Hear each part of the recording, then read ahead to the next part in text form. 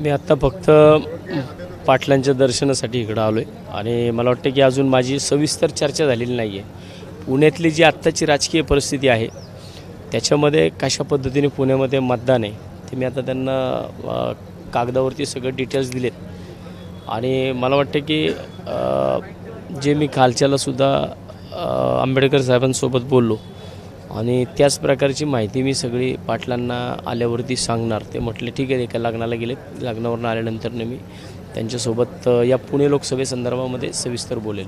जे काही मराठा समाजातून एक अपक्ष उमेदवार उभा केला जाणार अशा पद्धतीचं ठरलं जात आहे, त्यामुळे तुम्ही इच्छुक राहाल का? मग नाही, 100% मी अगदी सुरुवातीच्या काळापासून ज्या दिवशी मी 12 तारखेला महाराष्ट्र नवनिर्माण सेना हा पक्ष सोडला अगदी त्या दिवशीपासूनच मी अपक्ष उभा राहणार या विषयावरती मी ठाम आहे। आणि कालसुद्धा मी वंचित बहुजन आघाडीचे नेते प्रकाशजी आंबेडकर यांनासुद्धा काल मी याचसाठी भेटलो आणि आजसुद्धा मी पाटलांना यासाठी भेटतो की मी अपक्ष म्हणून पुण्यामधनं मराठा उमेदवार आहे। सकल मराठा समाजाचं काम मी अगदी सुरुवातीपासून करतो आहे। काही अडचणी होत्या परंतु त्या अडचणी असतानासुद्धा मी इथं काम करत होतो। जरांगे पाटलांच्या नेतृत्वाखाली तुम्ही ही निवडणूक लढण्यास तयार आहात? 100% मी सकल मराठा समाजाचा एक पाईक आहे। अगदी सुरुवातीपासून मी या सगळ्या विषयांमध्ये आहे, होतो आणि राहणार। आणि मला वाटतं की आज पाटील जी भूमिका संध्याकाळी घेणार आहेत, शेवटी अख्ख्या महाराष्ट्राचा विचार त्यांना करायचा आहे। महाराष्ट्रामधून सगळ्या भागामधून त्यांच्याकडे आता लोक आलेली आहेत आणि मला वाटतं मी सुद्धा आमच्या पुण्यामधले बरेच लोक इकडे आले, त्यांनीसुद्धा आमच्या पुण्याची बाजू जी काय आहे ती सगळी त्याच्यामध्ये फाईल दिलेली आहे आणि त्या फाईलमध्ये सकल मराठा समाजाच्या वतीने जी यादी देण्यात आली आहे त्या यादीमध्ये माझंसुद्धा नाव आहे।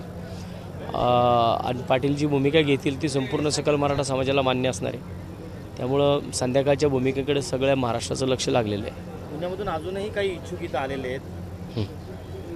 आलेले असतील, आहेत। सकल मराठा समाजाची परवा दिवशी जी मीटिंग झाली त्याच्यामध्ये 4-5 नावं आहेत। आता शेवटी निवडणूक आहे, याच्यामध्ये कुणाला तू करू नको असं नाही। आणि पाटील जर सकल मराठा समाजाचं नेतृत्व करतात तर त्यांच्यापुढं प्रत्येकजण आलेलं आहे आणि त्यांनी प्रत्येकाने स्वतःची बाजू मांडली आहे, तशी मी सुद्धा माझी बाजू मांडली आहे। जर पाटलांनी दुसरा उमेदवार दिला तर तुम्ही त्यांच्या विरोधात लढणार? मी अपक्ष म्हणून उमेदवार असेल आणि मला वाटते की पाटील आणि सकल मराठा समाज माझ्या नावाचा 100% पुण्यामध्ये सक्षम उमेदवार म्हणून विचार करेल।